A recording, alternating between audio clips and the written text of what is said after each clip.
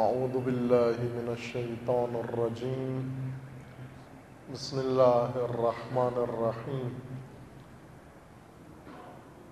الحمد للہ والصلاة والسلام علی رسول اللہ وآلہ آل اللہ واللعنۃ الدائمۃ علی اعدائہم وأعداء اللہ من یوم عداوتہم الی یوم لقاء اللہ اما بعد فقال اللہ تبارک و تعالی فی کتابہ المجید وفرقانہ الحمید اعوذ باللہ من الشیطان الرجیم هو الذی ارسل رسولہ بالہدی ودین الحق لیظہرہ علی الدین کلہ ولو کرہ المشرکون صدق اللہ العلی العظیم۔ درود پڑھیے محمد و آل محمد۔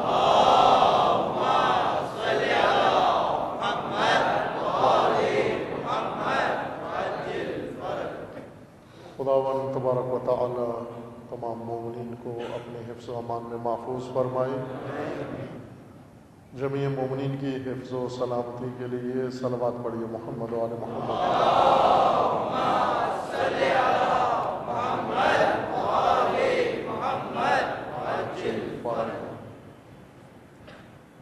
اسلام دین غالب اور تشیع مکتب غالب موضوع سخن ہے۔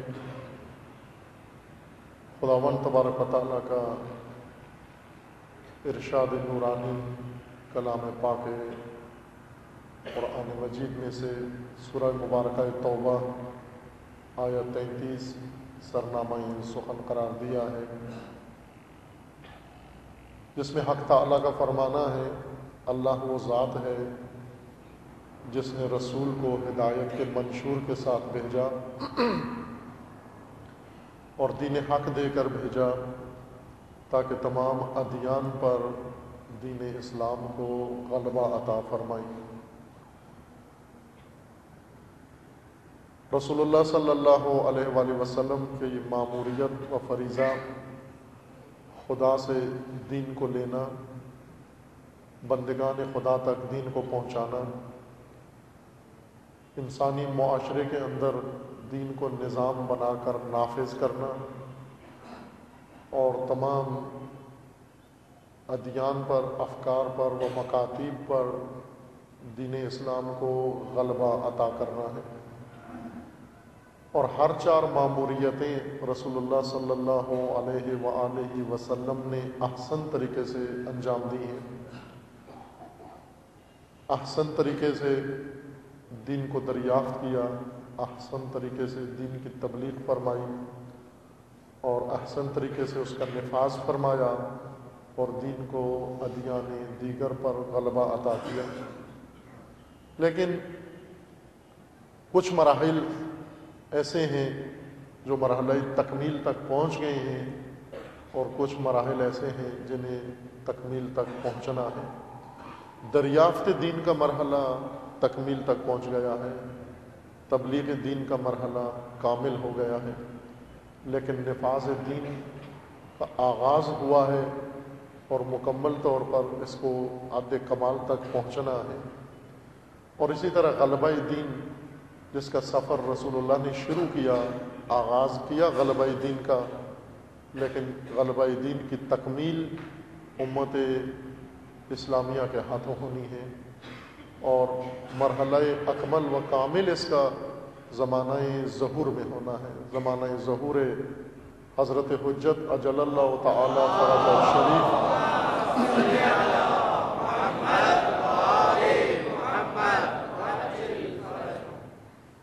ظہور امامت و ظہور دین و ظہور عدالت کا زمانہ ہے، یعنی غلبہ دین، غلبہ نظام امامت اور غلبہ عدالت و نظام الہی کا زمانہ ہے۔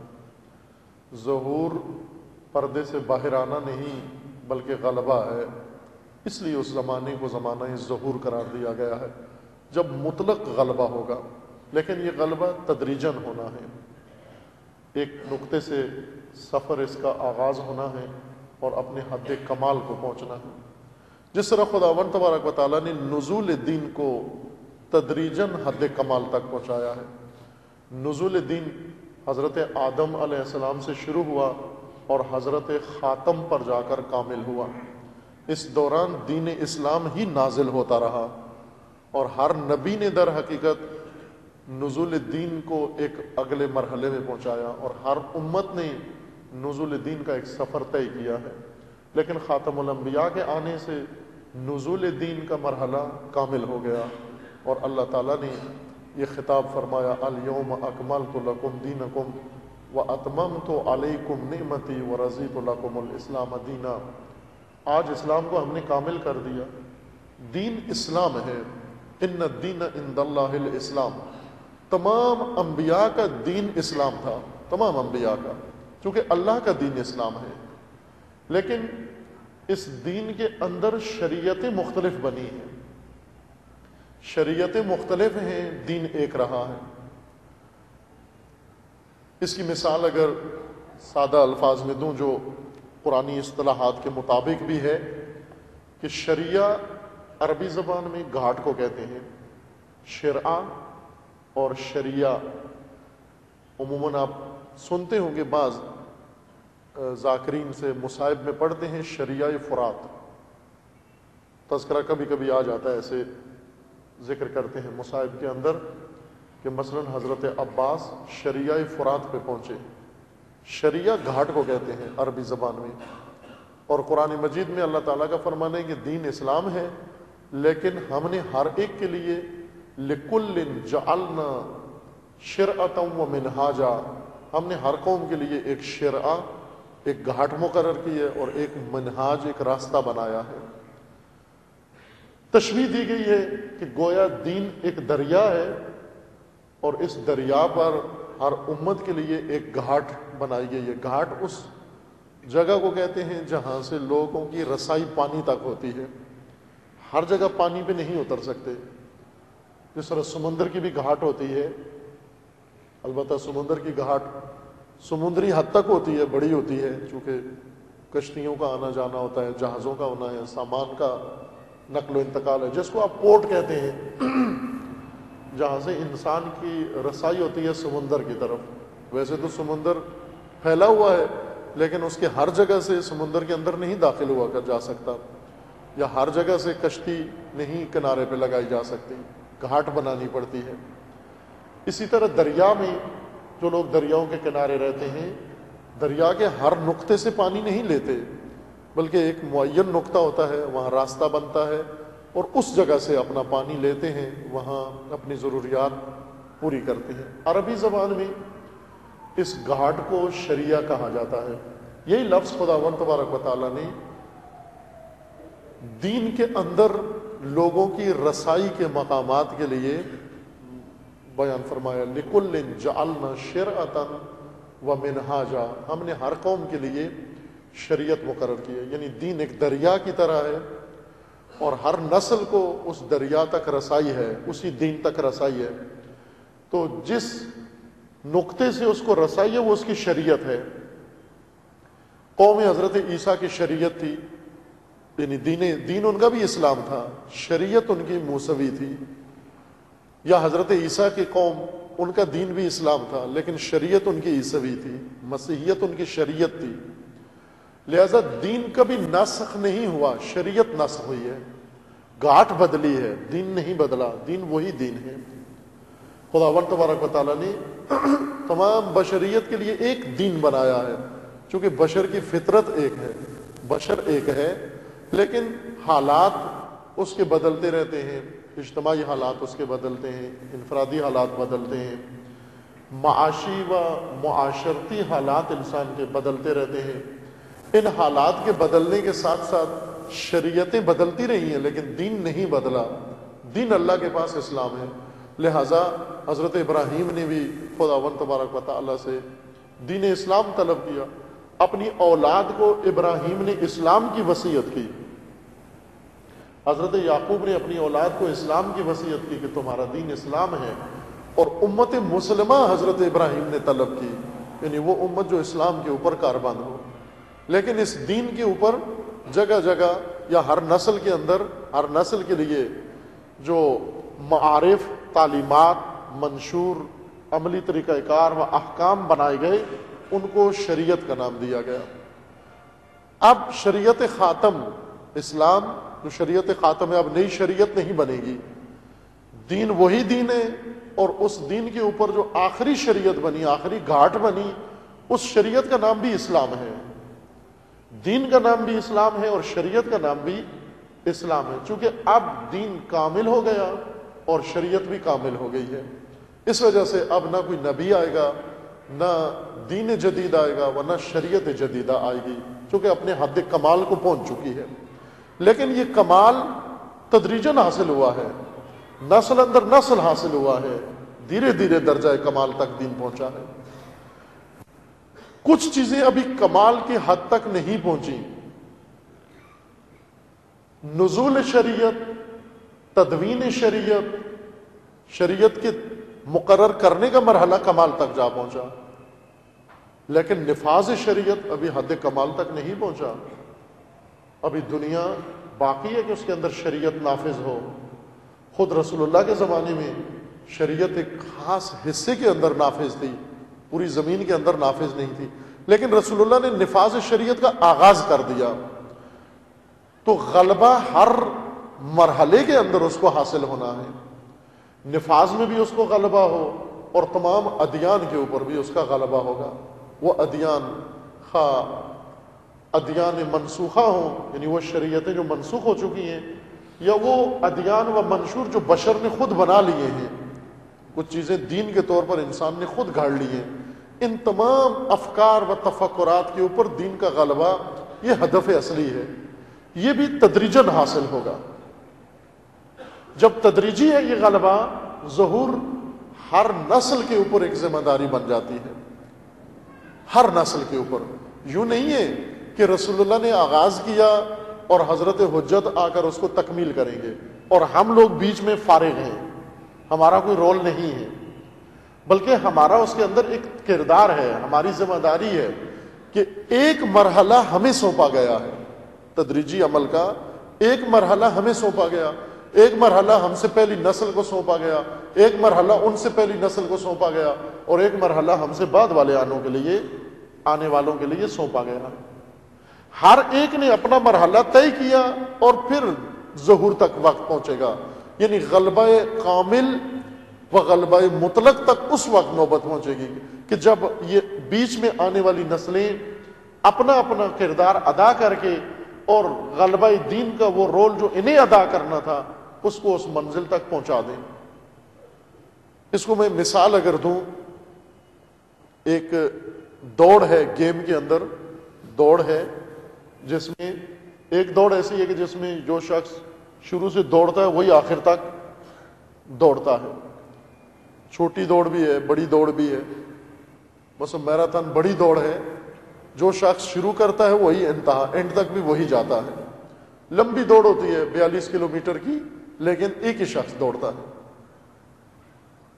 لیکن ایک دوڑ ہے، اب یہاں آپ اس کا کیا نام رکھتے ہیں، کیا لیتے ہیں جی؟ ریلے ریس، کہ ایک آدمی کے لیے معین فاصلہ ہوتا ہے، 100 میٹر ایک نے دوڑنا ہوتا ہے، پھر اس کے ہاتھ میں کوئی چھڑی ہوتی ہے، کوئی جھنڈا ہوتا ہے، کچھ ہوتا ہے، 100 میٹر آگے دوسرے کو دوڑنا ہوتا ہے، وہ اس کو تھما دیتا ہے، پھر اگلا 100 میٹر تیسرے کو دوڑنا ہوتا ہے، پھر اگلا 100 میٹر چوتھے کو دوڑنا ہوتا ہے، اور ایک آخر میں جو اینڈ تک پہنچتا ہے وہ آخر میں ایک پہنچتا ہے، لیکن وہ آخر میں جو پہنچتا ہے اس کی کامیابی پہلے دوڑنے والوں پر موقوف ہوتی ہے۔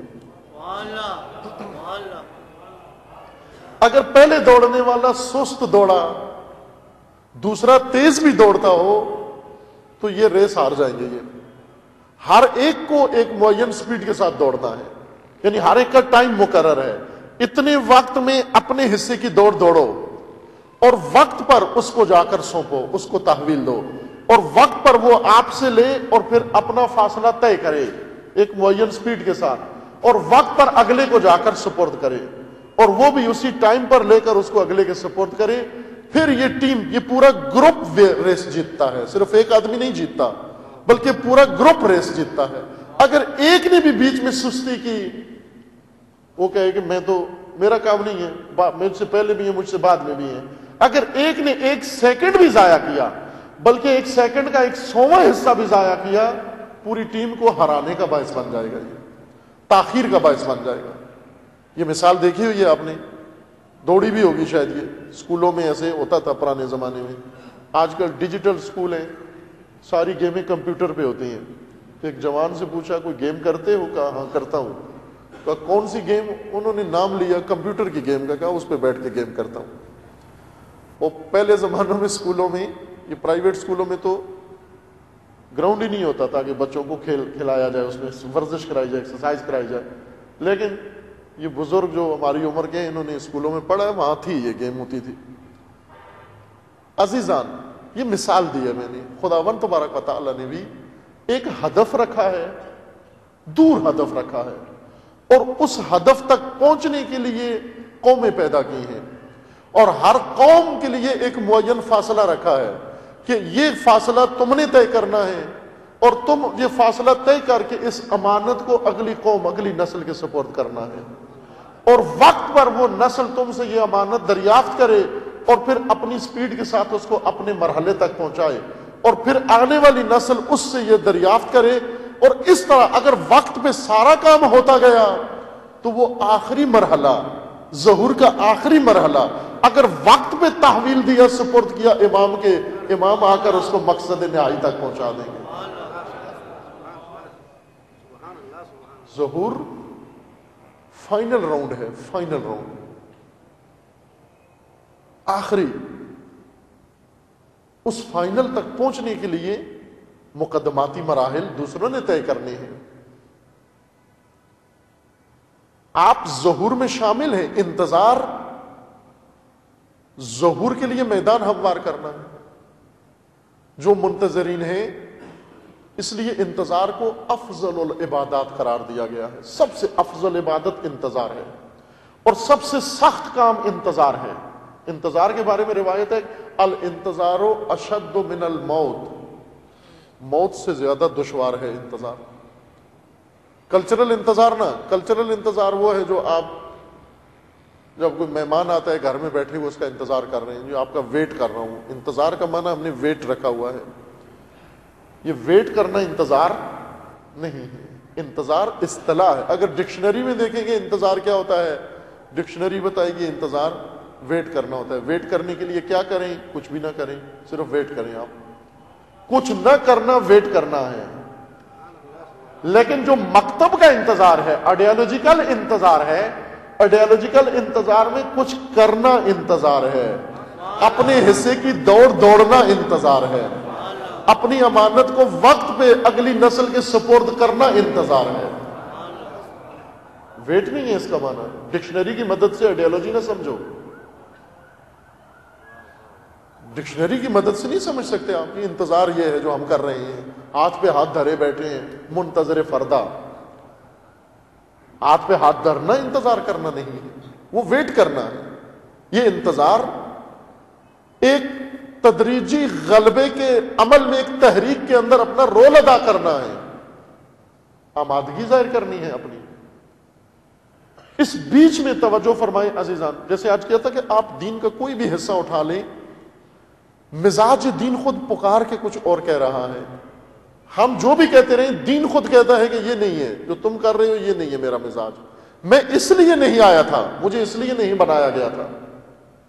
اور اللہ کا ایک قانون ہے، مختلف قوانین خداوند تبارک و تعالیٰ نے قرآن مجید میں ذکر کیے ہیں، جن کے تحت امتوں کا نظام چلتا ہے۔ ایک ان میں سے قانون استدراج ہے، قرآنی الفاظ ہیں، یہ قرآنی آئیڈیالوجی کے الفاظ ہیں۔ میں نے پہلے آپ کی خدمت میں اشارہ کیا تھا نا کہ دین کی تفسیر، آئیڈیالوجیکل تفسیر، کہ تشیع ایک آئیڈیالوجی ہے، دین وہی اسلام ہے، تشیع ایک آئیڈیالوجی ہے، اور تشیع کے علاوہ جو افکار ہیں وہ بھی ایک شکل ہے، دین کی تفسیر کی ایک شکل ہے، تشیع بھی ایک آئیڈیالوجی ہے۔ ہم نے تشیع کو آئیڈیالوجی کے طور پر نہیں پڑھا، اور نہ کسی نے پڑھایا، معلم آئیڈیالوجی کے نہیں آئے، جو آئے ان کو سرکوب کیا گیا کہ یہ آئیڈیالوجی اس کو کیوں بنا رہے ہیں، دین کی آئیڈیالوجی کیوں بنا رہے ہیں، دین کا مکتب کیوں بنا رہے ہیں، دین کا سسٹم کیوں بنا رہے ہیں، اس کو ایسے ہی رہنے دو، کیونکہ خانقاہیت کے کام، سکوت کے کام آئیڈیالوجی نہیں آتی، سکوت کے کام یہ کشکولی دین آتا ہے، رسوماتی دین۔ انسان سیکولر رہ سکتا ہے کہ دین اگر آئیڈیالوجی نہ ہو۔ اسلام اگر آئیڈیالوجی بنائی جائے تو تشیع بنتا ہے۔ بارہا میں نے عرض کیا کہ تشیع فرقہ نہیں ہے، تشیع فرقہ نہیں ہے کہ اس کو اسلام کے فرقوں میں سے ایک فرقہ بنا کر دوسرے فرقوں کے مقابلے میں لا کے کھڑا کر کے اور پھر فرقی جنگ میں اس کو درگیر کر کے ملوث کر کے اور فرقہ واریت کا حصہ بنا دیا گیا۔ آج ہم بھی سمجھتے ہیں کہ جہاں فرقے کی بات ہو وہاں تشیع کی بات ضرور ہونا چاہیے۔ تشیع عنوان اسلام ہے، فرقہ اسلام نہیں ہے، عنوان ہے اسلام کا۔ دین اسلام کی آئیڈیالوجی ہے، یعنی دین اسلام کو اگر مکتب بنایا جائے تو تشیع بنتا ہے، اور مکتب کا اگر دریا بنایا جائے تو وہ دین بنتا ہے۔ شریعت کا اگر دریا بنائیں وہ دین بنتا ہے، دریا کا گھاٹ بنائیں تو وہ تشیع بنتا ہے۔ تشیع مکتب ہے، آئیڈیالوجی ہے،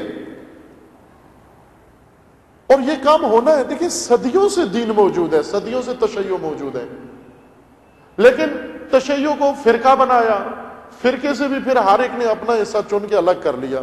کسی نے فرقے کی رسومات الگ کر لی، کسی نے فرقے کی عبادتیں الگ کر لی، کسی نے فرقے کا کوئی اور پہلو الگ کر لیا۔ فرقہ بھی مکمل طور پر نہیں سنبھالا، فرقہ بنانا ہی غلط تھا، مکتب بنانا تھا۔ مکتب، اسلام کا مکتب ہے تشیع، عنوان ہے اسلام کا تشیع۔ لیکن جن بزرگوں نے یہ کام کیا انہیں سخت سزا ملی۔ شہید صدر ان مفکرین میں سے تھے، ان معماروں میں سے تھے جنہوں نے تشیع کو آئیڈیالوجی کے طور پر پیش کیا، لیکن سخت سزا شہید صدر کو ملی۔ ایک سزا صدام نے دی، اسی جرم کی سزا دی۔ آپ دیکھیں شہید صدر نے کوئی حکومت کے خلاف بغاوت کا اعلان نہیں کیا تھا، کوئی تحریک اس طرح کی نہیں چلائی تھی، کوئی اس قسم کا کام شہید صدر نے، البتہ سیاسی فعالیت تھی، سیاسی فکر تھی، لیکن صدام بوکھلا گیا شہید صدر سے۔ بہت سارے علماء نجف میں موجود تھے، شہید صدر سے بوکھلا گیا، کیونکہ شہید صدر دین کو، تشیع کو مکتب کے طور پر پیش کر رہے تھے، آئیڈیالوجی بنا کر پیش کر رہے تھے، اور سمجھانے والے یا سمجھنے والے سمجھ گئے تھے کہ آئیڈیالوجی کا انتہا کیا ہوتی ہے۔ فرقہ بناؤ تو اس کا انجام کیا ہوگا، آئیڈیالوجی بناؤ تو اس کا انجام کیا ہوگا۔ آئیڈیالوجی کو کیا چاہیے؟ آئیڈیالوجی کو صرف مسجد و مدرسہ نہیں چاہیے، آئیڈیالوجی کو در حقیقت حکومت بھی چاہیے، آئیڈیالوجی کو پوری سوسائٹی چاہیے، آئیڈیالوجی کو پوری انسانی زندگی چاہیے، آئیڈیالوجی کو زندگی کے حیات کے سارے شعبے چاہیے۔ وہ تو سب کچھ لینے کے لیے پھر مدعی بن بیٹھیں گے، کیونکہ آئیڈیالوجی صرف مندروں میں، آئیڈیالوجی مسجدوں میں اور آئیڈیالوجی ممبروں پہ نہیں رکتی، آئیڈیالوجی آئین بن کر انسان کی زندگی میں آ جاتی ہے۔ یعنی کہ رسومات میں اور آئیڈیالوجی میں زمین آسمان کا فرق ہے۔ آپ رسوماتی مذہب بنا کر بیٹھے رہیں، 100 سال رسومات بنا کر بیٹھے رہیں، نہ آپ کہیں پہنچیں گے نہ آپ کو کوئی روکے گا، صرف فرقوں کی جنگ ہوگی۔ اگر رسومات سے کوئی روکے گا تو کوئی فرقہ ہی روکے گا،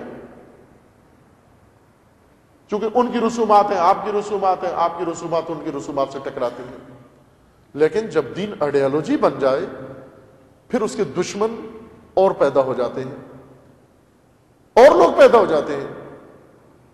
رونالڈ ریگن نے، امام کے زمانے میں امام راحل زندہ تھے، رونالڈ ریگن نے ایک بیان دیا تھا کہ ایران میں جو اسلام ہے وہ اصلی نہیں ہے،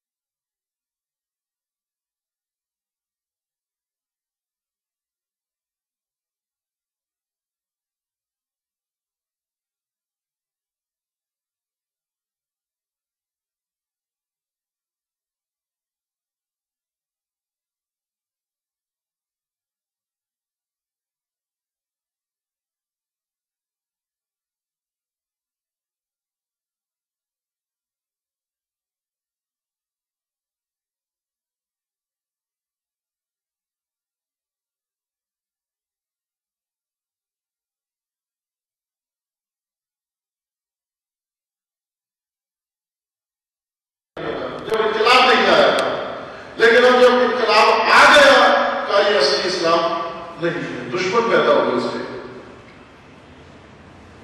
دشمنوں سے سمجھ لو کہ اس وقت دین کی حالت کیا ہے، کون سا دین ہے. دشمن بتائے گا کہ ہم کس دین کے پیروکار ہیں. اگر آپ کے دشمن فرقوں میں سے کوئی فرقہ ہے تو معلوم ہو جائے گا کہ آپ ابھی دین کو آئیڈیالوجی کے طور پر نہیں قبول کیا آپ نے. لیکن اگر آپ کے دشمن وہ لوگ ہیں جو دنیا پہ قبضہ کرنا چاہتے ہیں، جو دنیا کو اپنا غلام بنانا چاہتے ہیں، جو دنیا کی تسلیم چاہتے ہیں، جو دنیا پہ حکومت کرنا چاہتے ہیں، اگر وہ آپ کے مقابلے میں آئے معلوم آپ کا دین آئیڈیالوجی ہے، ان کو اس سے خطرہ ہے. ذرا ایک ظلم شہید صدر پر صدام نے کیا اور اس سے زیادہ ظلم شہید صدر پر دوسروں نے کیا. بہت ظلم کیا شہید صدر پر لوگوں نے. اہل علم علماء نے صرف اس جرم کی سزا دی کہ دین کو آئیڈیالوجی بنا رہے ہیں، دین کو مکتب بنا رہے ہیں. دوسری شخصیت شہید مطہری تھی اور ان دونوں بزرگواروں کے لیے اسوہ امام راہی.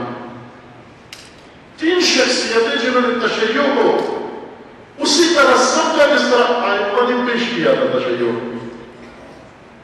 اب بچے تمام علماء تمام بزرگان نے ایک ایک شعبہ دین کا سمجھا، شریعت کا سمجھا، لیکن شریعت کو بنوانے آئیڈیالوجی بنانا، مکتب بنا کر پیش کرنا، یہ امام راحل نے اور ان دو بزرگواروں نے کام کیا. اور جو آج ان کے شاگردان موجود ہیں جو کسی حد تک اسی کام کو جاری رکھیں گے.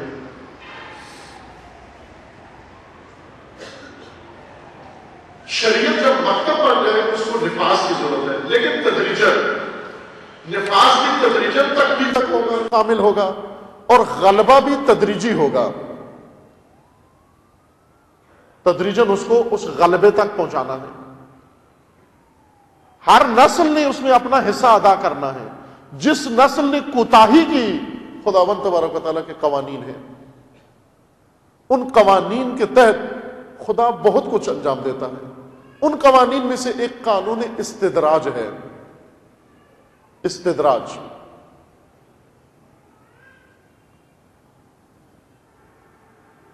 استدراج آیات قرآن میں ہے. سنستدرجہم، ہم انہیں دھیرے دھیرے، درجہ بے درجہ، آہستہ آہستہ، تدریجاً. تدریج بھی درجہ، درج یا درجہ لفظ ہے، اس کے الفاظ بنتے ہیں.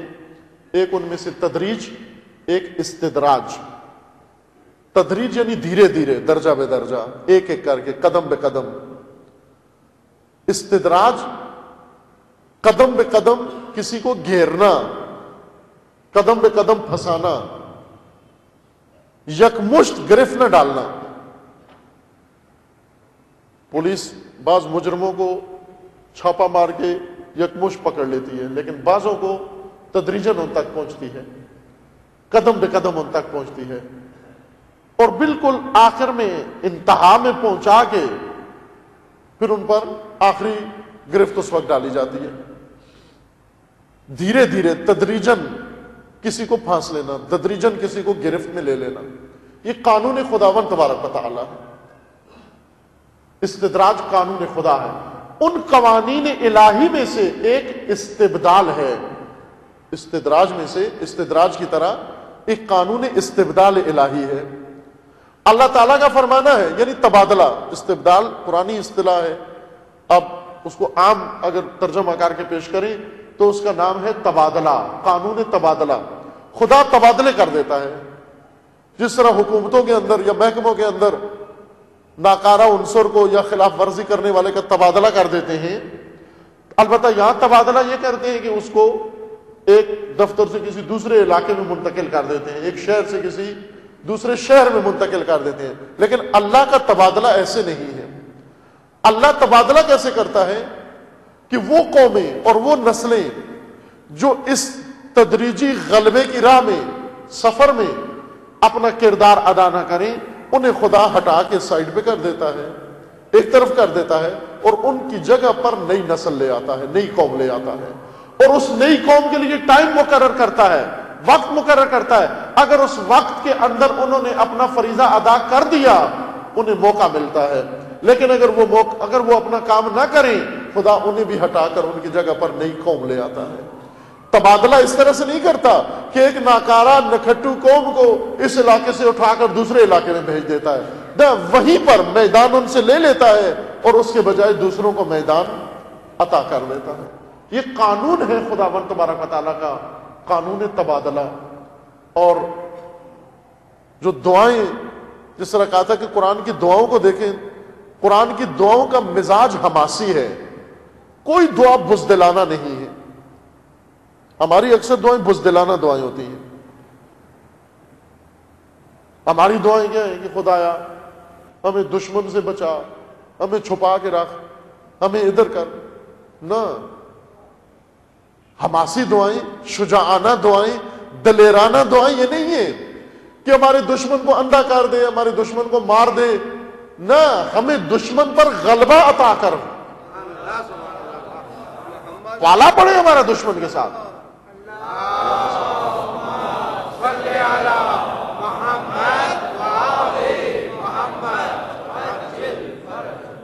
پالا پڑے ہمارا دشمن کے ساتھ، واسطہ ہو ہمارا دشمن کے ساتھ، پنجہ آزمائی ہو ہماری دشمن کے ساتھ، لیکن اس پنجہ آزمائی میں خدایا ہمیں غلبہ عطا فرما۔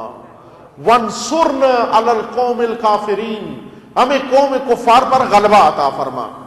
افرغ علینا صبرا، ہمیں استقامت عطا فرما۔ اللہ سے استقامت کہہ رہے ہیں، پناہگاہ نہیں مانگ رہے، استقامت مانگ رہے ہیں۔ یعنی یہ نہیں کہہ رہے کہ اللہ کو غار عطا فرما جس میں چھپ کے بیٹھ جائیں، نہ، اے اللہ افرغ علینا صبرا، میدان عطا فرما، اور اس میدان میں ثبات قدم عطا فرما، اور اس میں استقامت عطا فرما، اور اس میدان میں ہمیں ان کے اوپر غلبہ عطا فرما۔ شجاعانہ دعائیں،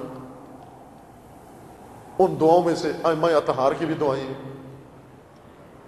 ان حماسی دعاؤں میں سے ایک دعا حضرت سید ساجدین علیہ السلام کی ہے۔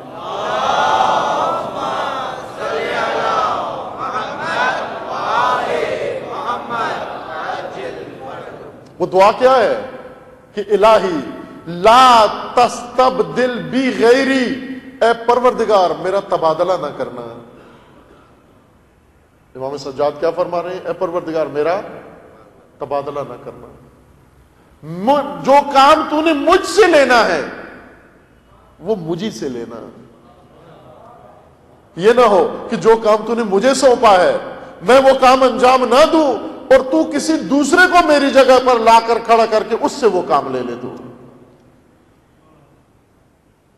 چند مجالس میں ہم نے ضمنی ایک بحث کی، حیات طیبہ ایک گفتگو تھی، ادھوری رہ گئی، وہ بھی شاید کسی جگہ تکمیل ہو جائے۔ وہاں عرض کیا تھا کہ عقل، انسان کے اندر عقل کئی طرح کی عقل ہے، کئی طرح کے عقل مند ہیں۔ عقل مندی کا ایک معنی نہیں ہے، سب ایک جیسے عقل مند نہیں ہے، مختلف طرح کے عقل مند ہیں۔ کچھ عقل مند ہیں جن کو حساب کتاب بہت اچھا آتا ہے، سود و زیاں، نفع نقصان بہت اچھا تشخیص دیتے ہیں۔ عقل حساب گر، حساب کتاب والی عقل ان کے اندر ہے، بنیا عقل، سود و زیاں سمجھنے والی عقل،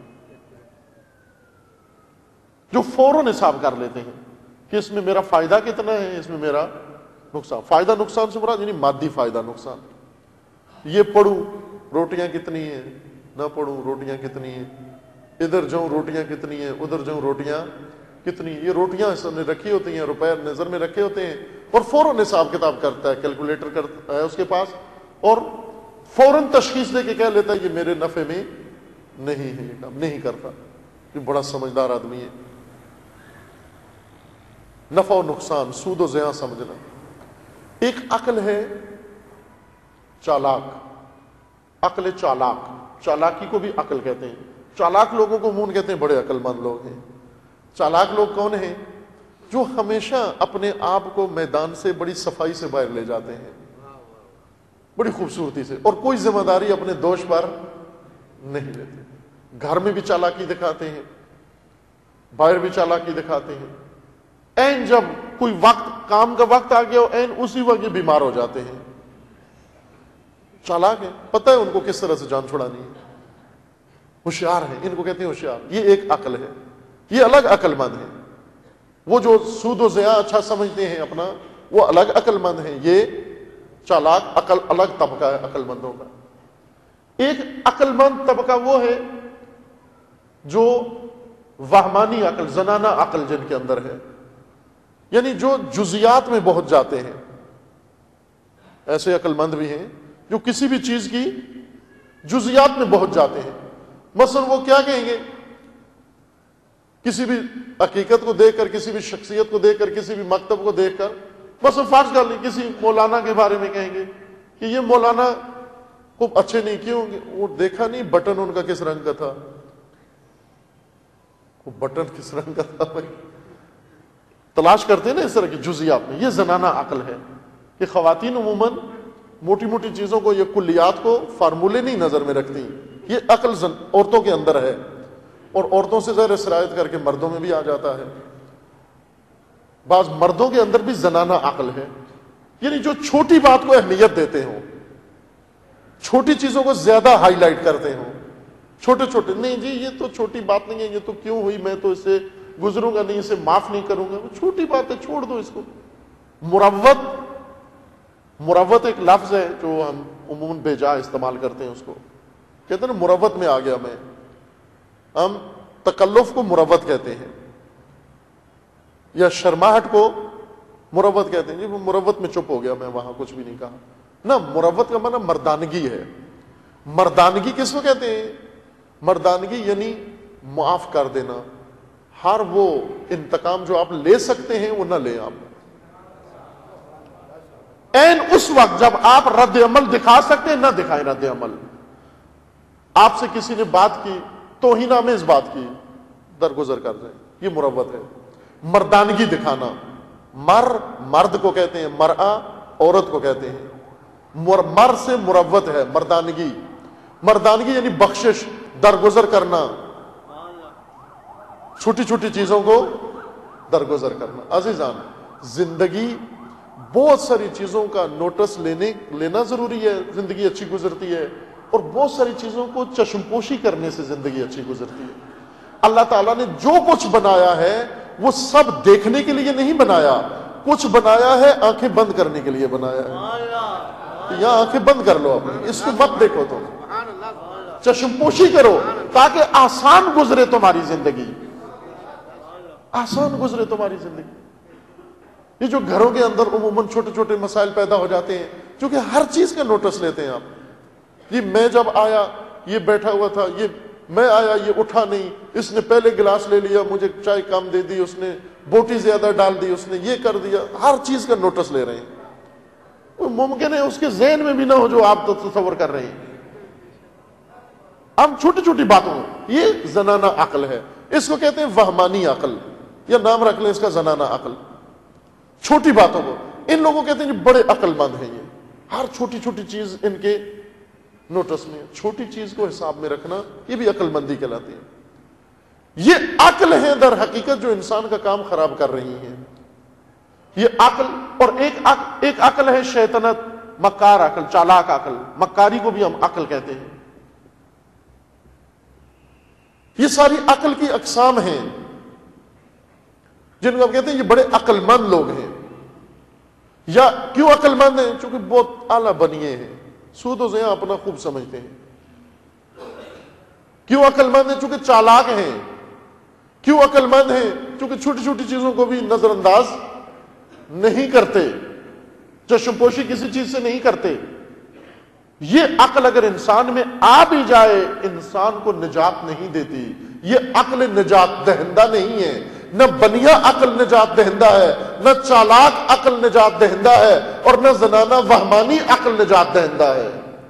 وہ عقل جس کو خداوند تبارک و تعالیٰ نے انسان کی نجات کے لیے رسول باطنی قرار دیا ہے, وہ ایک الگ عقل ہے جو خال خال کسی کسی کے اندر پیدا ہوتی ہے. وہ عقل کون سی ہے؟ وہ عقل جو انسان کو معرفت عطا کرتی ہے, وہ عقل جو انسان کے اندر قوت تشخیص پیدا کرتی ہے, وہ عقل جو انسان کو زندگی کا ڈھنگ سکھاتی ہے, وہ عقل جو انسان کو بندگی خدا سکھاتی ہے، وہ عقل جو انسان کو عاقبت بخیر کرتی ہے، وہ عقل جو انسان کو میدان عشق کی دہلیز میں لا کھڑا کرتی ہے، وہ عقل در حقیقت نجات دہندہ عقل ہے انسان کی۔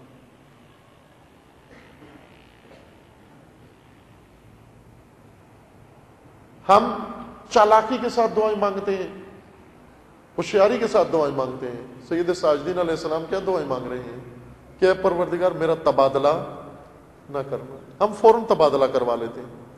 ہماری ترجیح یہ ہوتی ہے کہ جو کام میرے ذمہ لگایا گیا وہ کوئی اور کر دے اور میں بچ جاؤں، کوشش بھی کرتے ہیں کسی اور کے ذمہ لگ جائے۔ امام فرماتے ہیں اے پروردگار میرا تبادلہ نہ کرنا، لا تستبدل بی غیری۔ عزیز من، یہ جن کو ہم عقل کہتے ہیں، ائمہ و دین اس کو حماقت کہتے ہیں۔ اگر صرف سود و ضیاع سمجھ کر ہی انسان اس پر اکتفا کر کے اور ہر وہ چیز جس کے اندر اس کا سود ہے اس کو اپنائے اور جس میں نقصان ہے اس کو چھوڑ دے، ہماری عقل ہوگی، لیکن دین کہتے ہیں یہ عین حماقت ہے۔ اقبال کے بقول برتر از اندیشہ سود و ضیاع ہے زندگی، برتر از اندیشہ سود و ضیاع ہے زندگی، ہے کبھی جان کبھی تسلیم جان ہے زندگی۔ لیکن بنیا عقل کیا کہتی ہے؟ جان بچانا۔ ہماری عقل کیا کہتی ہے؟ صرف جان بچاؤ۔ یہ امام حسین علیہ السلام کو پتا تھا شہید ہو جائیں گے، پتا تھا، پھر کیوں گئے؟ یہ عقل مندی کی بات کر رہا ہے۔ کون سی عقل؟ یہ بنیا عقل پوچھ رہی ہے۔ جب سامنے پتا تھا نقصان ہوگا پھر کیوں گئے؟ اس لیے کہ وہ عقل جو تیرے اندر ہے وہ امام حسین کے اندر نہیں تھی۔ امام حسین علیہ السلام کے اندر وہ عقل تھی جو امام حسین علیہ السلام کو بتا رہی تھی کہ اس وقت آپ کا فریضہ کیا بنتا ہے، اس وقت ذمہ داری کیا بنتی ہے، جو فریضہ انسان کو سکھاتی ہے، جو وظیفہ انسان کو سکھاتی ہے۔ وہ عقل جو انسان کو کہتی ہے یہ تیرا ذمہ داری ہے، تیری، کوئی کرے یا نہ کرے تجھے انجام دینا۔ بنیا عقل ہر ایک کے اندر موجود ہے، مکار عقل ہر ایک کے اندر موجود ہے، چالاک عقل ہر ایک کے اندر موجود ہے، وہمانی عقل ہر ایک کے اندر موجود ہے، لیکن وہ عقل جو انسان کو شعور و بیداری عطا کرتی ہے وہ نعمت خدا ہے، وہ خدا کسی کسی کو عطا کرتا ہے، اس کے لیے صلاحیت ثابت کرنا پڑتی ہے۔ وہ عقل جو مصائب کو بھی اسی طرح خریدتی ہے جس طرح منافع خریدتی ہے، وہ عقل جو اپنی کہتی ہے کہ بیچ دو اپنے آپ کو خدا کے ہاں، بیچ دو۔ وَمِنَ النَّاسِ مَن يَشْرِي نَفْسَهُ ابْتِغَاءَ مَرْضَاتِ اللَّهِ۔ عزیز من، امام فرما رہے ہیں لا تستبدل بی غیری، اے پروردگار تبادلہ نہ کرنا، جو کام مجھ سے لینا ہے وہ مجھے سے لینا۔ یہ نہ ہو کہ میں کوتاہی کروں کوئی اور آ جائے میری جگہ پر، میں تیری بارگاہ میں شرمندہ ہو جاؤں گا۔ ہم تبادلہ کروا کے خوش ہوتے ہیں، ہم اپنی ذمہ داری کسی کی گردن میں ڈال کے خوش ہوتے ہیں، اور ہمارے امام کتنا فرق ہو گیا امام میں اور پیروکار میں۔ اور امام یہ فرماتے ہیں کہ نہ پروردگار جو میری ذمہ داری ہے مجھے ہی توفیق عطا فرما میں اس کو انجام دوں، ورنہ میں شرمندہ ہو جاؤں گا تیری بارگاہ میں۔ یہ قانون تبادلہ کب خدا کن موقعوں پر قانون تبادلہ پر اللہ تعالیٰ عمل کرتا ہے؟ اس وقت عمل کرتا ہے جب کوئی نسل اور کوئی قوم اس سفر کا حق ادا نہیں کرتی جس کے اندر اس کو رکھا گیا ہے، اس کاروان کا جز نہیں بنتی جس کا اس کو جز بنایا گیا ہے۔ یعنی کاروان تکمیل دین، کاروان غلبہ دین و کاروان تکمیل و اکمال نفاذ دین، جب کوئی قوم اپنا رول ادا نہیں کرتی خدا اس قوم کو ہٹا کر درندوں کے سپرد کر دیتا ہے۔ تم ادھر فرقوں میں لگ جاؤ، فرقہ بازی میں لگ جاؤ، فرقہ پرستی میں لگ جاؤ، تمہاری جگہ پر میں دوسری قوم لے کر آؤں گا، دوسری نسل لے کر آؤں گا۔ وہ کون ہوں گے؟ وہ ان کاموں میں نہیں الجھیں گے، ان کا ہدف یہ نہیں ہوگا، انہیں پتا ہوگا کہ ہماری ذمہ داری و ہماری ڈیوٹی کیا ہے، ہمارا فریضہ کیا ہے۔ ہمارا فریضہ کاروان غلبہ دین میں اپنا کردار ادا کرنا، دین کو غلبے کی طرف بڑھانا اور ہر وہ قدم اٹھانا جس کا نتیجہ غلبہ دین ہو، جس کا نتیجہ غلبہ مکتب تشیع ہو۔ وہاں کل عرض کیا تھا آپ کی خدمت میں، لا تہنوا، کمزور مت بنو، کمزور مت کرو اور کمزور مت ہو، دونوں حکم ہیں دین کے۔ کمزور نہ کرو، دین کو کمزور نہ کرو، قوم کو کمزور نہ کرو، امت کو کمزور نہ کرو۔ تفرقے سے امت کمزور ہوتی ہے، اختلاف سے امت کمزور ہوتی ہے، دھڑے بنانے سے امت کمزور ہوتی ہے، گروہ بنانے سے امت کمزور ہوتی ہے۔ امت کمزور مت کرو، اختلاف مت کرو اور کمزوری دکھاؤ بھی مت۔ لا تہنوا، لا تہنوا، کمزور بنو بھی مت، کمزوری دکھاؤ بھی مت۔ جہاں ضرورت ہے اظہار وجود کا وہ کرو، اظہار وجود کرو، اپنی کمزوری نہ دکھاؤ، بزدلی نہ دکھاؤ۔ تم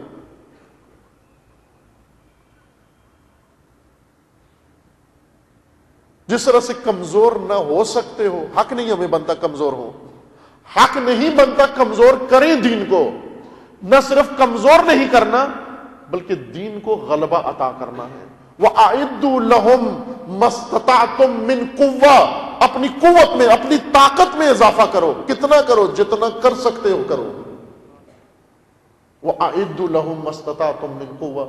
میں اکثر کہتا ہوں کہ ان آیات کے ذریعے ہم استخارہ نکالتے ہیں کہ مولانا کے پاس جاتے ہیں، مولانا صاحب یہ استخارہ دیکھیے، یعنی فال، استخارہ نام رکھا ہوا ہے، ہوتی وہ فال ہے، یعنی فال دیکھیے قرآن سے، فال دیکھتے ہیں، کہتے ہیں بہت اچھی آئی ہے فال۔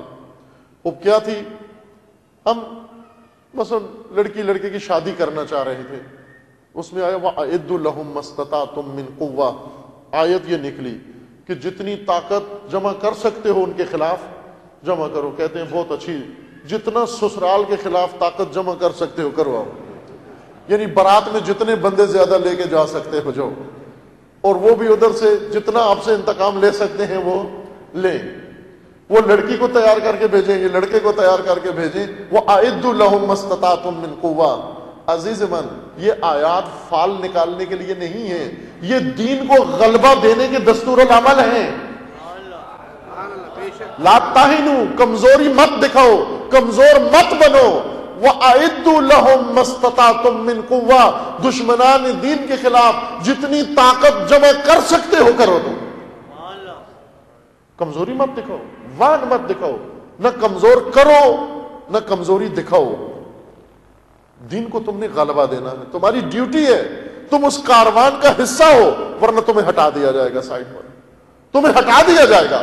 وہی مثال پھر اس دوڑ کی لے آئی، اگر پہلا ایتھلیٹ وہ صحیح دوڑتا ہے، دوسرا کمزور دوڑتا ہے، تو وہ کوچ اس کو ہٹا دیتا، اگلی دفعہ اسے موقع نہیں دیتا، کیونکہ پہلی دفعہ تم شکست کا باعث بنے ہو۔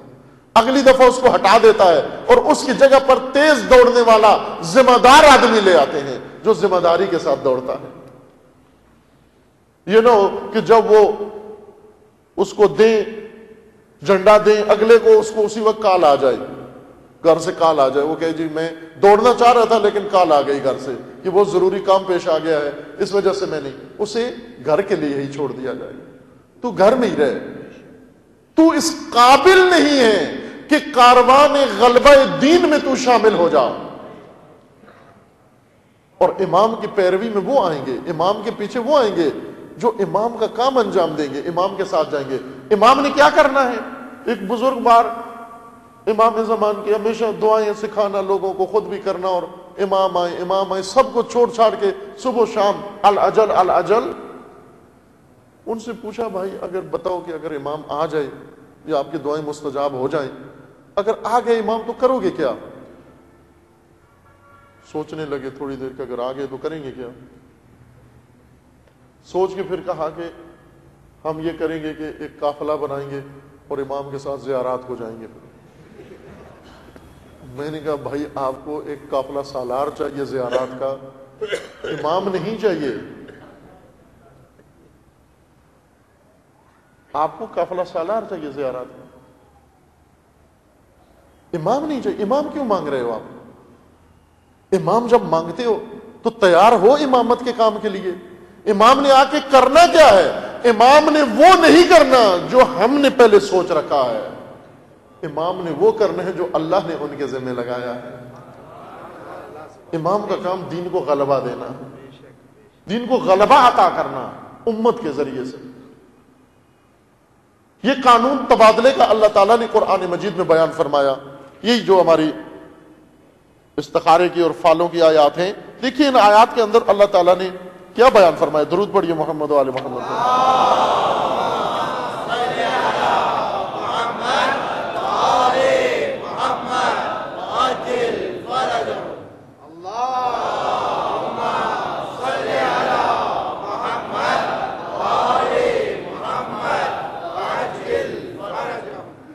سورہ مبارکہ مائدہ میں آیت 56 میں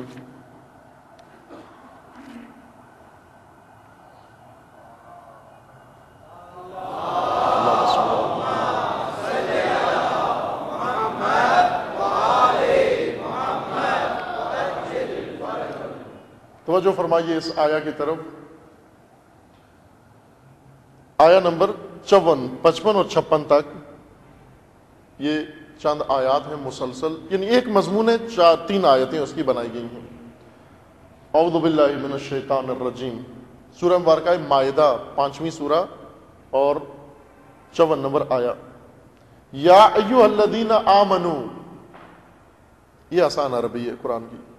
یا ایھا الذین آمنوا، اے وہ لوگوں جو ایمان لائے ہو، جو دعوی ایمان رکھتے ہو، جو کہتے ہو کہ ہم مومن ہیں. ایمان کے کچھ تقاضے ہیں. یا ایھا الذین آمنو، اے مومنو، اے وہ لوگوں جو ایمان لائے ہو. بس دوسروں سے بات ہی نہیں ہو رہی، ساری بات حاضرین سے ہو رہی ہے، غائبین سے کوئی بات نہیں ہو رہی. ہماری عادت ہے کہ ہم حاضرین کے سامنے غائبین کی باتیں کرتے ہیں. بیٹھے سامنے کوئی ہوتے ہیں اور باتیں کسی جو نہیں ہوتے ان کی باتیں کر رہے ہوتے ہیں. اور اگر جو بیٹھے ہوتے ہیں ان کی باتیں کی جائیں تو شاید وہ تو بہتر ہوتے نہیں ہوتے، یہ ضرور بہتر ہو جاتے.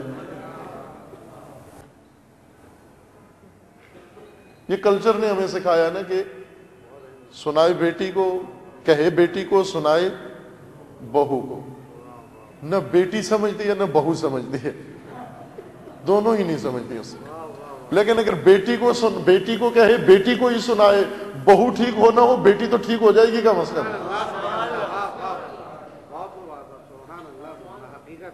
ہم سے نہ بیٹی ٹھیک ہوئی نہ بہو ٹھیک ہوئی.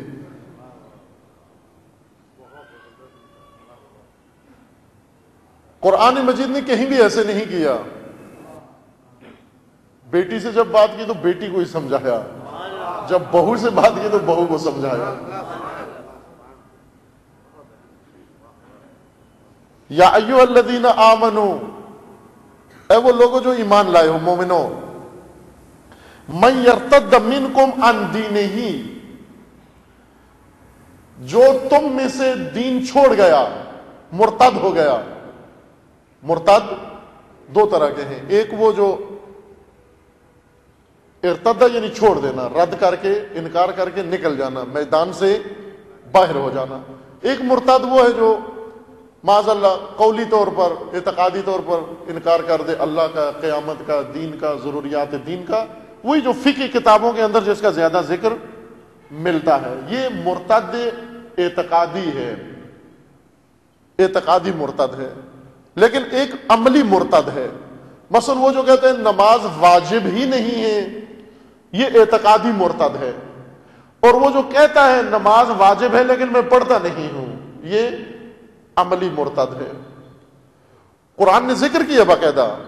قرآن نے فرمایا کہ وہ جو کہتا ہے خدا نہیں ہے، وہ جو کہتا ہے قیامت نہیں ہے، وہ جو کہتا ہے یہ رسول نہیں ہے، وہ کافر ہے. لیکن جو مانتا ہے خدا خدا ہے، جو مانتا ہے قیامت ہے، جو مانتا ہے رسول اللہ کو اور قرآن کو، اور مانتا ہے کہ یہ سب اللہ کی طرف سے عبادتیں، لیکن میں نہیں کرتا، میں حج نہیں کرتا. وَلِلَّهِ عَلَى النَّاسِ حِجُّ الْبَيْتِ مَنِ اسْتَطَاعَ إِلَيْهِ السَّبِيلَ. اللہ نے تمہارے اوپر حج کو واجب قرار دیا ہے. فَمَنْ كَفَرَ، لیکن اگر کسی نے حج نہ کیا، کسی نے انکار کر دیا، نہ اللہ کا، حج کا، فمن کفر، اگر کسی نے انکار کر دیا، فمن یکفر، تو سن لے، فإن اللہ غنی عن العالمین، اللہ کو تیرے حج کی ضرورت نہیں، خدا بے نیاز ہے۔ تو یہ نہ سمجھ کہ اگر میں حج پہ نہ گیا تو اللہ کا بڑا نقصان ہو جائے گا۔ قرآن نے کیا کہا؟ کفر، فمن یکفر، جس نے انکار کیا، جس نے حج نہ کیا، یہ کفر عملی ہے۔ کفر دو طرح کا ہے، اعتقادی کفر اور عملی کفر۔ اعتقادی کافر بھی کافر ہے اور عملی کافر بھی کافر ہے، جو عملاً ٹھکرا دے۔ مرتد دو طرح کا ہے، وہ شخص جو صاف کھل کے قید میں نہیں مانتا ان حقائق دینیہ کو، یہ بھی مرتد ہے۔ لیکن جو کہے کہ مانتا ہوں خدا ہے، قیامت ہے، لیکن میں نماز پڑھتا نہیں ہوں، میں حج کرتا نہیں ہوں، میں یہ واجب ادا نہیں کرتا ہوں، یہ بھی مرتد ہے۔ یہ مرتد عملی ہے، یعنی تارک دین ہے، منکر دین ہے، یہ بھی دین کے میدان سے باہر ہو گیا۔ ان دونوں کو خطاب ہے، یا ایھا الذین آمنو، اے وہ لوگوں جو ایمان لائے ہو، غور سے سنو، اگر تم نے اپنی ذمہ داریاں چھوڑ دیں، اگر تم نے میدان دین ترک کر دیا، پھر کیا ہوگا؟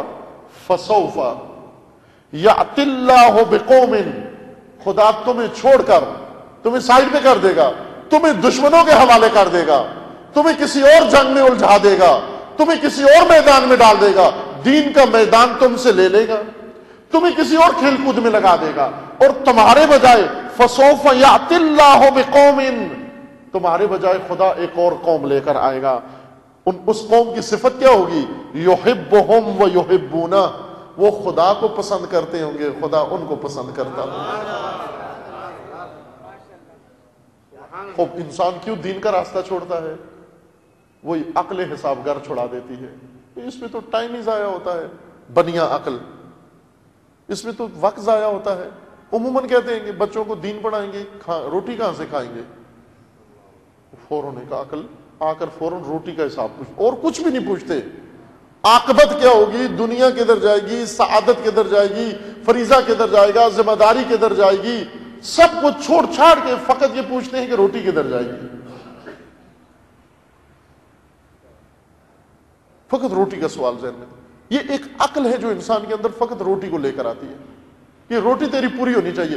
اگر روٹی تیری پوری ہو گئی، سمجھ تیری دنیا بھی ہے، تیری آخرت بھی ہے۔ اور یہ روٹی بھی میں کہتا ہوں کہ یہ بھی گول ہے، پہیے کی طرح آگے آگے اور بشر اس کے پیچھے پیچھے، یہ ہاتھ نہیں آتی۔ لیکن اللہ نے وعدہ دیا ہے کہ اگر تم روٹی پہ ایمان کے بجائے مجھ پہ ایمان رکھو، میں روٹی تمہارے پیچھے لگا دوں گا، رزق تمہارے پیچھے آنا شروع ہو جائے گا۔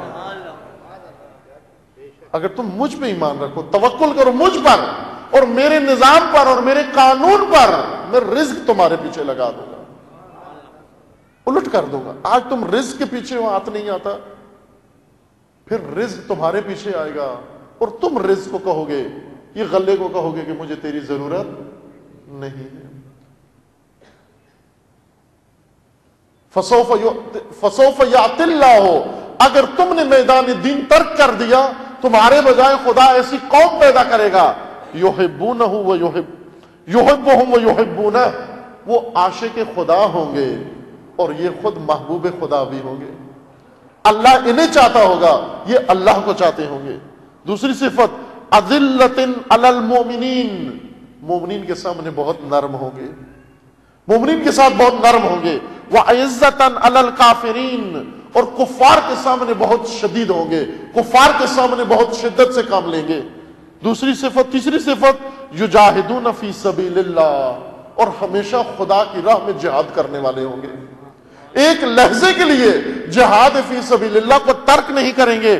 ولا یخافون لومۃ لائم، اور ہرگز سرزنش کرنے والوں کی اور ملامت کرنے والوں کی پرواہ نہیں کریں گے، ڈرنے والے نہیں ہوں گے، ملامتیوں سے نہیں ڈریں گے۔ بہت بڑی کمزور ہے انسان، بہت کمزور ہے، اتنا کمزور ہے کہ باتوں سے ڈر جاتا ہے، افواہوں سے ڈر جاتا ہے۔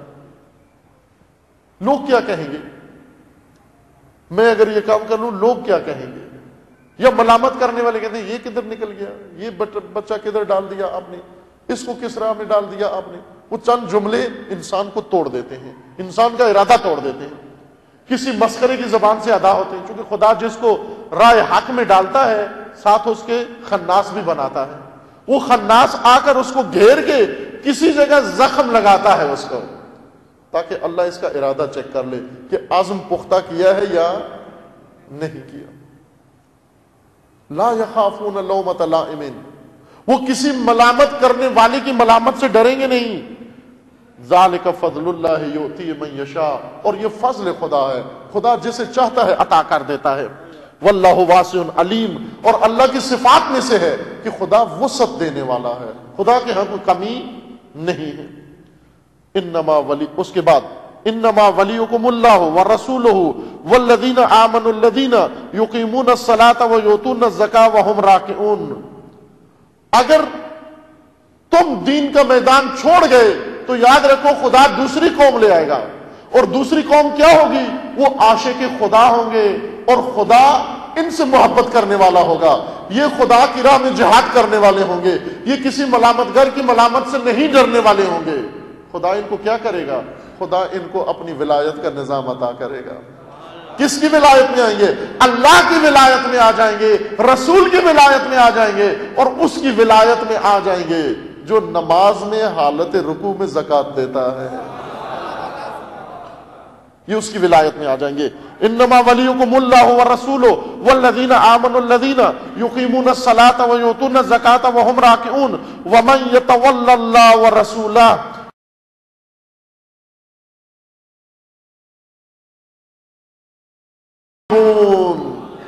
یہ حزب خدا ہیں اور حزب خدا ہی غالب ہے، یہ حزب خدا ہے۔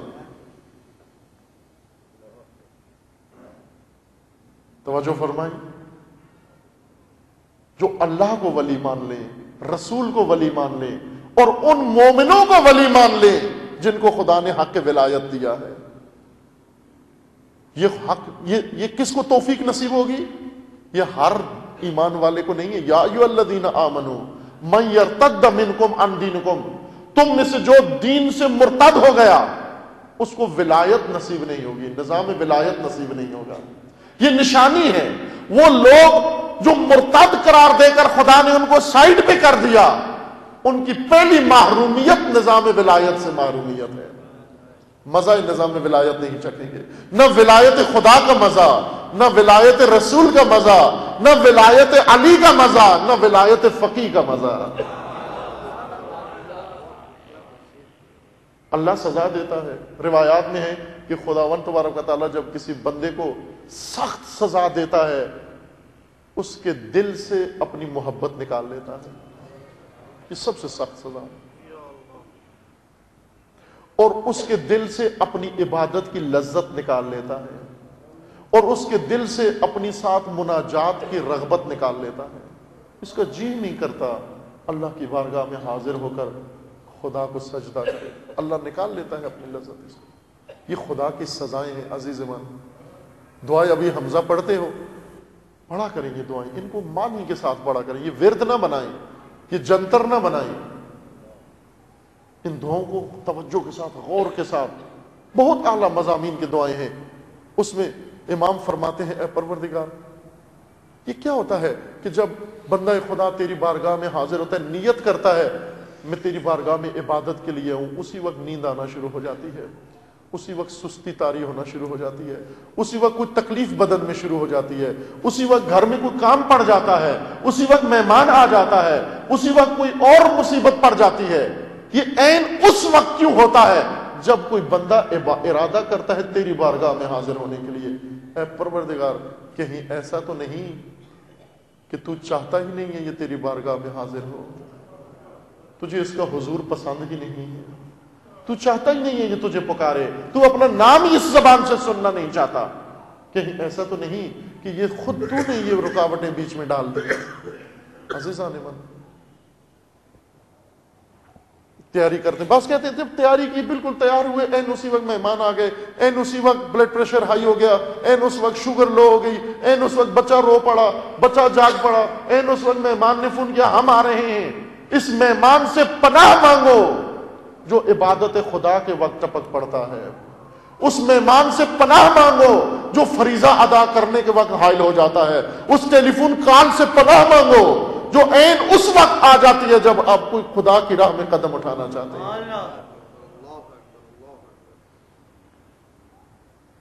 لگتا ہے خدا چاہتا ہی نہیں ہے میں اس کی میدان میں جاؤں، اس کی بارگاہ میں جاؤں۔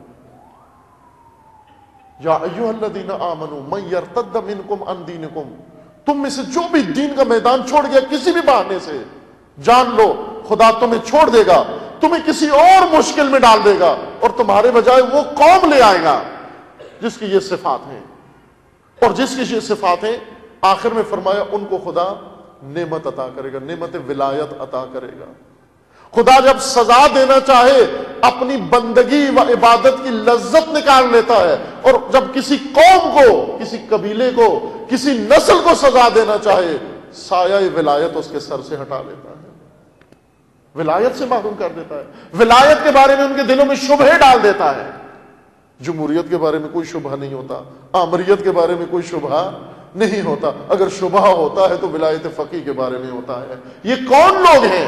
یہ معذب ہے خدا کی طرف سے، یہ سزا یافتہ ہے خدا کی طرف سے، خدا نے ان کے دلوں سے ولایت کی محبت نکال لی ہے، ورنہ اگر اہل ولایت ہوتے خدا ان کے دلوں میں اور گہری کر دیتا محبت ولایت۔ وَمَن يَتَوَلَّ اللَّهَ وَرَسُولَهُ وَالَّذِينَ آمَنُوا فَإِنَّ حِزْبَ اللَّهِ هُمُ الْغَالِبُونَ۔ یہاں یہ نقطہ بھی عرض کرتا چلوں، ایک قرآنی اسلوب ہے، ایک بہت واضح بات قرآن نے ذکر نہیں، کیونکہ قرآن واضحات کی توضیح نہیں دیتا، واضح چیزیں واضح ہیں، یعنی سامعین کے ذہن میں جو چیزیں بالکل روشن ہیں انہیں بیان نہیں، فساد کے خلاف ہے، جو چیز بالکل واضح ہے اس کا ذکر کرنا فصاحت و بلاغت کے خلاف ہے، لہذا آپ بھی اپنی گفتگو میں بہت ساری واضح چیزیں ہیں وہ نہیں آپ بیان کرتے۔ مثلا آپ کسی کے گھر میں جاتے ہیں، گھر میں جا کر آپ بیل بجاتے ہیں، وہ آ کر دروازہ کھولتے ہیں، اور جو ہی دروازہ کھولتے ہیں آپ اندر داخل ہو جاتے ہیں۔ ابھی انہوں نے نہیں کہا کہ تشریف لائیے، جانتے ہیں نا، دوست ہیں، رشتہ دار ہیں، عزیز ہیں، انہوں نے دیکھتے ہی آپ کو پہچان لیا، دروازہ کھولا، آپ فوراً دروازے کے اندر چلے جاتے ہیں، یا جب ان کے ڈرائنگ روم میں کسی جگہ جا کے کھڑے ہوتے ہیں فوراً ہی آپ بیٹھ جاتے ہیں۔ ابھی انہوں نے کہا نہیں کہ آپ بیٹھیے، آپ پہلے ہی بیٹھ جاتے ہیں۔ وہ کیوں بیٹھ جاتے ہیں؟ اس لیے کہ واضح ہے کہ انہوں نے جب مجھے میں دروازہ کھولا، آئے دروازے کے اوپر آئے، یعنی وہ حاضر ہیں اس وقت مہمان قبول کرنے کے لیے۔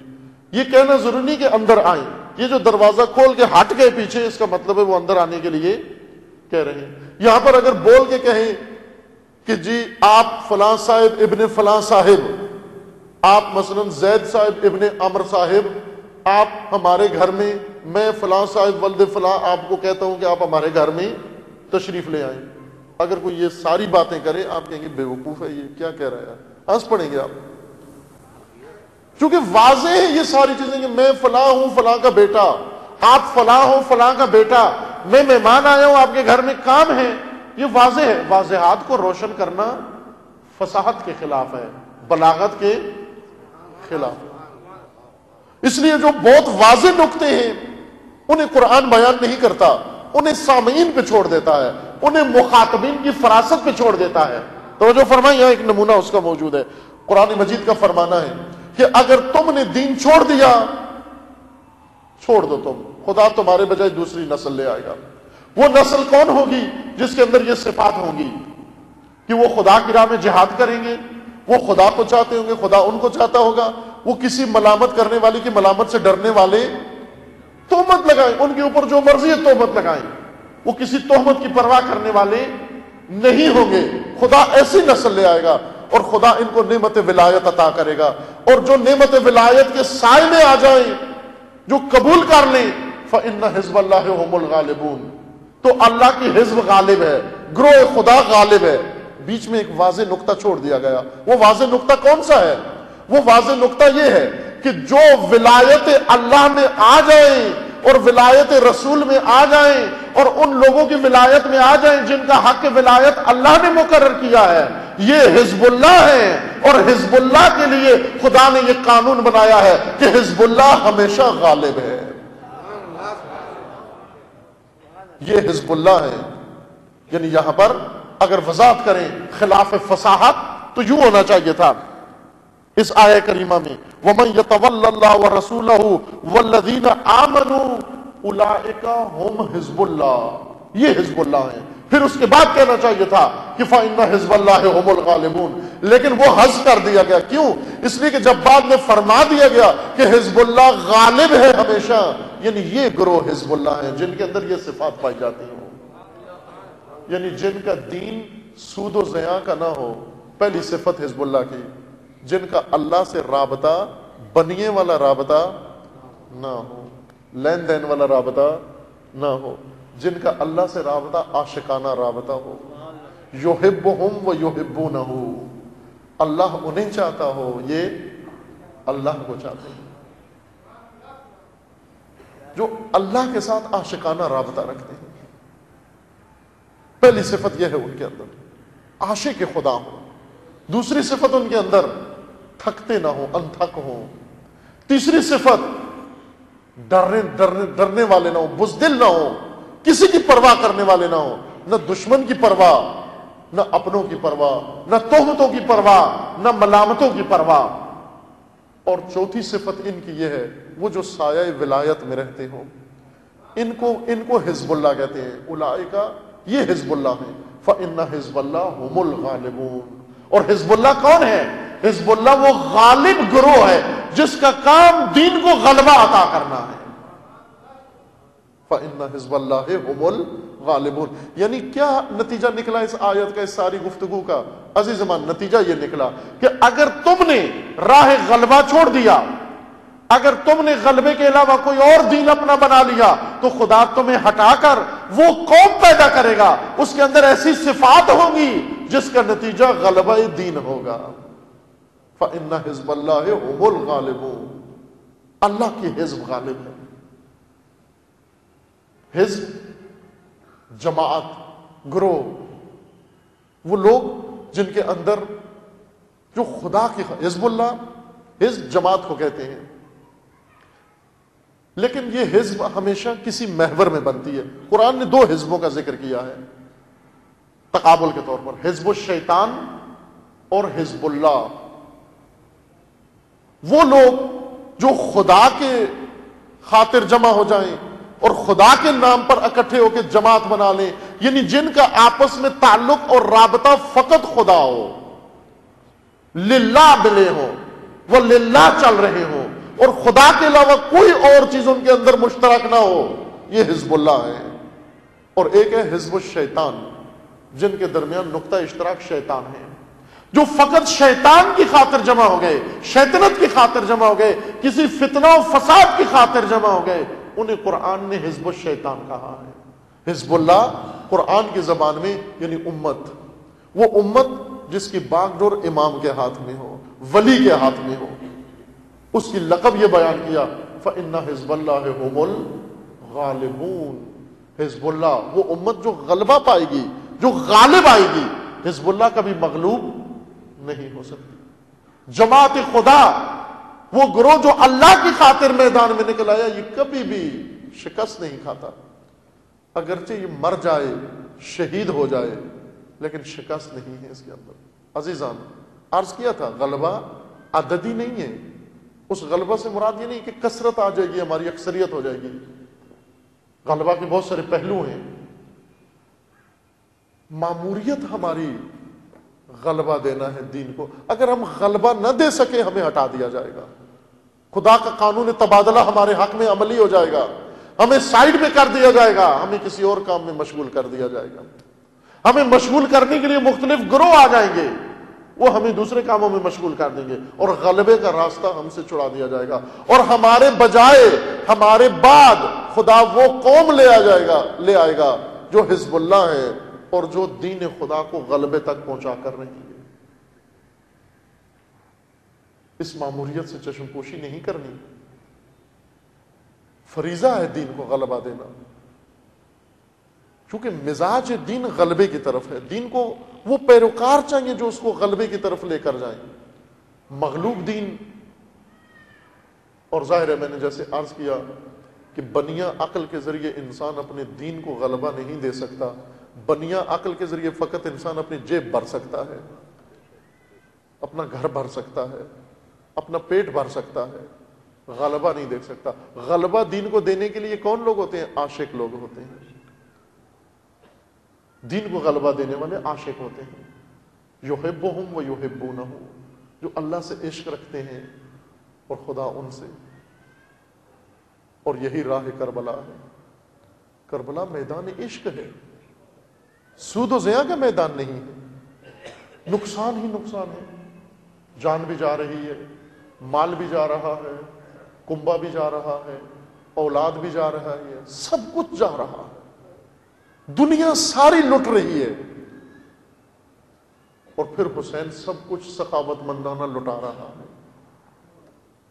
کیا حسین علیہ السلام کو سمجھ میں نہیں آ رہی کہ نقصان ہی نقصان ہے؟ اس میں نقصان ہی نقصان ہے. پھر کیوں اس وادی میں قدم رکھا؟ عزیزان اس لیے رکھا کہ حسین امام عشق ہے، نقطہ پرکار، مرکز پرکار عشق ہے. علامہ اقبال نے سید الشہداء کی بارگاہ میں جو ہدیہ پیش کیا، جو مقام و شان حسین بلند بیان فرمائی کہ حسین کس ہستی کا نام ہے؟ مرکز پرکار عشق.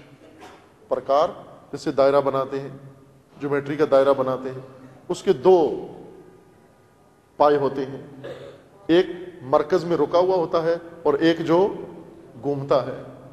اقبال فرما رہے ہیں کہ خدا نے جو عشق کا دائرہ کھینچا اس کا مرکز حسین ہے. اقبال جیسا عاشق ہی حسین کو یہ ہدیہ تبریک پیش کر سکتا ہے، یہ ہدیہ عقیدت پیش کر سکتا ہے. حسین مرکز پرکار عشق ہے، نقطہ مرکزی پرکار عشق ہے. کربلا عاشقوں کا راستہ ہے. اگرچہ کچھ بنیے بھی آ جاتے ہیں کربلا میں، بنیے گئے تھے کربلا میں. وہ مشہور واقعہ میں سنایا ہوا ہے، البتہ اتنا مشہور بھی نہیں پڑھا جاتا، لیکن کتابوں میں ہے، مقاتل میں. ایک بنیا بھی حسین کے ساتھ گیا تھا. ٹرانسپورٹر سید الشہداء نے اونٹ کرائے پہ لیے تھے اس سے، بہت سارے اونٹ، کاروبار تھا اس کا، اونٹ کرائے پہ دیتا تھا سب کو. خود بھی ساتھ آیا. کربلا میں عصر عاشور تک رہا یہ شخص، عصر عاشور تک رہا. عصر عاشور کو جب سید الشہداء نے شہادت کی تیاری کی، یہ آگے بڑھا اور کہنے لگا کہ اب آپ کے پاس کوئی بچہ نہیں، اور اب تھوڑی دیر بعد آپ بھی شہید ہونے والے ہیں، تو میرا رکنا آپ کے لیے مفید نہیں رہا، تو مہربانی کر کے موت سے پہلے میرے اونٹوں کے کرائے کا حساب کر دیں.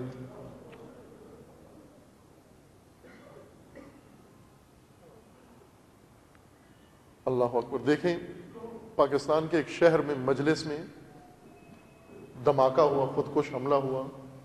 سب نے سنا تھا وہ واقعہ، آپ سب کا سنا ہوا واقعہ ہے، دیکھا ہو. ان لوگوں نے، ان مومنین نے جو بتایا، دھماکہ ہوا. جس شخص کو مجلس پڑھنے کے لیے بلایا تھا، چونکہ ایک ذاکر مجلس پڑھ کے ختم کی، دوسرے ابھی ممبر پہ بیٹھنے والے تھے کہ بیچ میں دھماکہ ہو گیا. بہت قیمتی جانیں گئیں، شاید 30-35 یا اس سے زیادہ 40-45 تک قیمتی جانیں مومنین شہید ہو گئے، اور لاشیں تڑپ رہی ہیں وہاں پر. کچھ ٹکڑے ٹکڑے ہو گئے، خون ہی خون. وہی کربلا والا منظر وہاں پر اس عزاخانے میں برپا تھا. توجہ فرمائیں. اسی وقت، چونکہ اب مجلس تو ختم ہو گئی، مومن جو مجلس سننے والے تھے شہید ہو گئے، افراتفری ہو گئی، تو وہ جس کی باری تھی ابھی مجلس پڑھنے کی، نہیں پڑھی لیکن پڑھنی تھی، انہوں نے بانی کو الگ کیا اور کہا کہ اب مجلس تو نہیں ہو سکتی، آپ میری فیس دو کہ مجھے اگلی جگہ مجلس پڑھنی ہے. انہی جنازوں پہ فیس وصول کی، انہی جنازوں پہ فیس وصول کی. کہا نہیں ہو سکی، اس میں میرا تو قصور نہیں ہے، میرا تو وقت آ گیا، آپ کو دے دیا میں نے.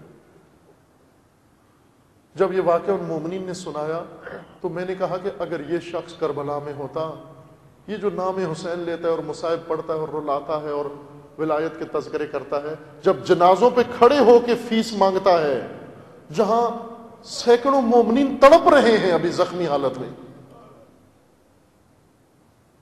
وہ ساربان سید الشہداء کو کہتا ہے حسین اب میرا یہاں رہنا آپ کے لیے مفید نہیں، مجھے اونٹوں کا کرایہ دیں کہ میں جاؤں یہاں سے۔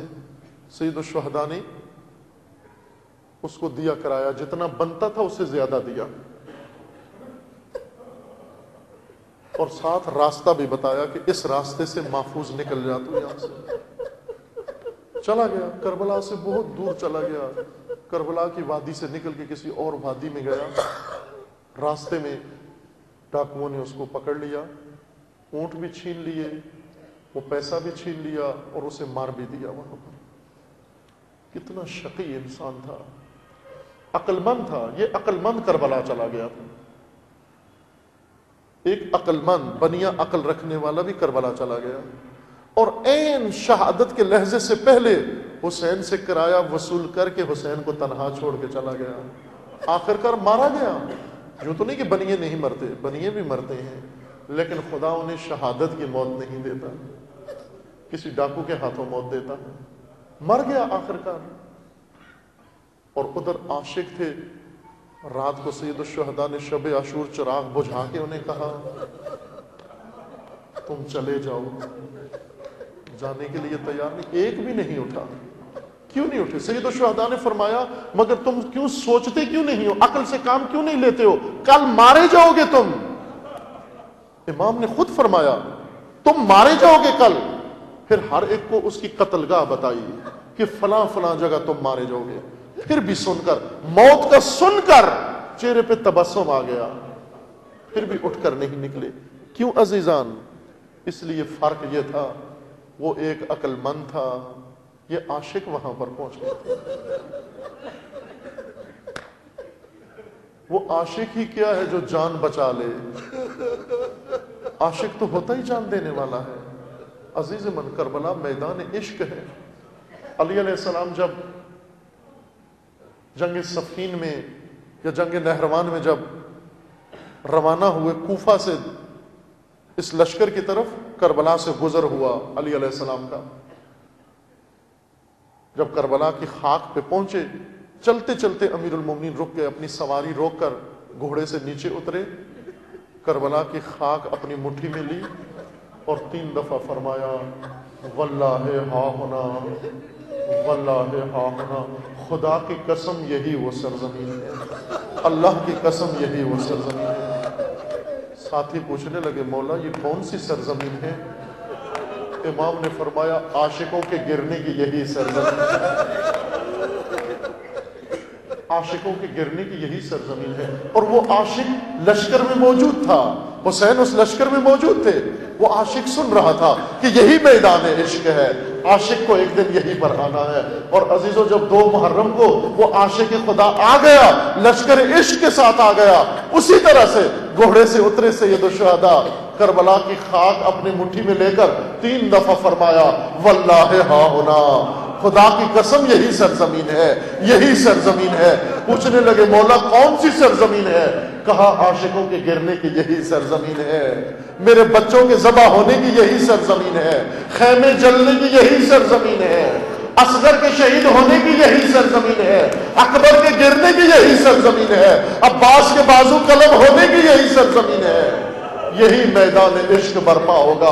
حسین علیہ السلام نے شب عاشور چراغ بجھا کے کہا جو جانا چاہتا ہے چلا جائے، لیکن ایک عاشق بھی نہیں اٹھا، میدان عشق میں رہے، اور آخر کار حق کے عشق ادا کر کے کہا حسین اس میدان سے چل کے نہیں جائیں گے، یہیں پر قیامت تک دفن ہو جائیں گے، یہیں پر قیامت تک دفن ہو جائیں گے۔ یہ میدان عشق ہے عزیزو، وہ غلبہ دینے والے سید الشہداء نے ہر عاشق کو میدان کربلا میں بھیجا اور پھر اٹھا کر بھی لائے۔ عباس تیار کر کے میدان میں بھیجتے تھے اور حسین اٹھا کے لاتے تھے، اور اٹھا کے لا کر ان کو گنج شہداء میں خیمے میں آ کر رکھ دیتے۔ لیکن بعض بہت خوش قسمت عاشق تھے. معلوم ہے عزیزو، حسین کا ان کے ساتھ رابطہ بھی عاشقانہ رابطہ تھا. حسین ان کے عاشق تھے، وہ حسین کے عاشق تھے. بعض انصار حسین ایسے تھے کہ جب میدان میں گئے اور جا کر شہید ہوئے، جام شہادت نوش کیا، تو فوراً سید الشہداء ان کے جنازے اور ان کی لاش پر پہنچے اور لاش کو اپنی آغوش میں رکھا اور ماتھا صاف کر کے اور ان کے ماتھے کو چوما اور کہا مرحبا مرحبا، خدا نے وہ انصار عطا کیے جو نہ میرے بابا کو ملے، جو میرے نانا کو ملے، جو کسی کو بھی نہیں ملے. یہ انصار حسین ابن علی تھے اور عاشقانہ رابطہ حسین ابن علی کا تھا. حسین ابن علی ان پر درود پڑھتے رہے. اور جب آخری وقت ہوا عزیزو، آخری وقت جب ہوا، جس طرح حسین بیبیوں سے ودا ہوئے، اسی طرح حسین ان عاشقوں سے بھی ودا ہوئے.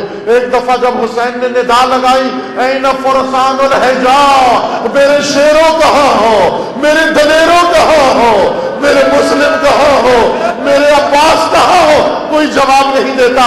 حسین گنج شہداء میں آ کر اور سب کو کہتے ہیں میرے شیروں تم یہاں سوئے ہو، تمہارے مولا پہ وقت تنہائی آ گیا. یہاں پر سید الشہداء نے آخری وقت میں شہداء سے ودا کیا اور شہداء سے ودا کر کے پھر بیبیوں کے پاس آئے اور بیبیوں سے ودا کر کے سید الشہداء رخصت ہوئے.